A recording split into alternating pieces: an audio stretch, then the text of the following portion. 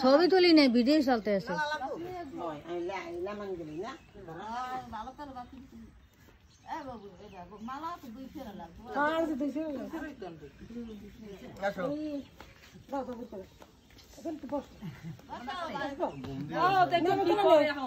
পোশাক দেখে আমার পছন্দ না, পোশাক দেখে ভয় পাই। ভিডিও করে ভিডিও করো কিছু একটা আছে।